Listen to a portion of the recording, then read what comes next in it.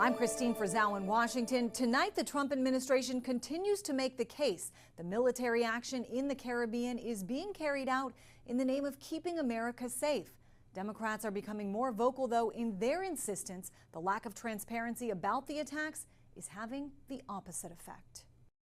The unrelenting military campaign against so-called Venezuelan drug boats carries on. The announcement by Defense Secretary Pete Hegseth marked the 14th of its kind. For more than 8 weeks, President Trump has insisted the military strikes on Venezuelan boats have been in the name of stopping drugs on their way to U.S. shores. We stopped all drugs virtually from coming in by sea. And we'll stop all drugs from coming in by land very shortly. You'll see that starting. But with at least 57 people killed, with no charges and no trial, tensions have been rising between a Congress meant to have a role and a president some leaders say has gone rogue. It is about separation of powers. For the folks who wave their Constitution around, read the damn thing. Senator Mark Warner sounding alarm bells about what he says was a secret meeting held Wednesday for Republicans only, in which they saw classified memos and Trump's legal justification for the attacks.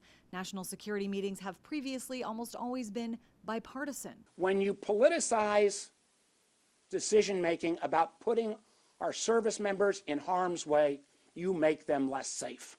While some House Democrats were finally briefed Thursday, most say they remain unsatisfied. There's nothing that we heard in there that changes my assessment that this is completely illegal. Many other Republicans, though, argue for too long Venezuela's Nicolas Maduro has facilitated the effort to send drugs, weapons, and even gang members to the United States and support President Trump's military actions. I think the pressure that the administration is putting on Venezuela and on these cartels, South American cartels, is important to stop the drugs and to save lives. A handful of Republicans have now joined Democrats calling out President Trump for violating the War Powers Act, which requires the president to notify members of Congress before using military force. Presidents in both parties have done this in years past.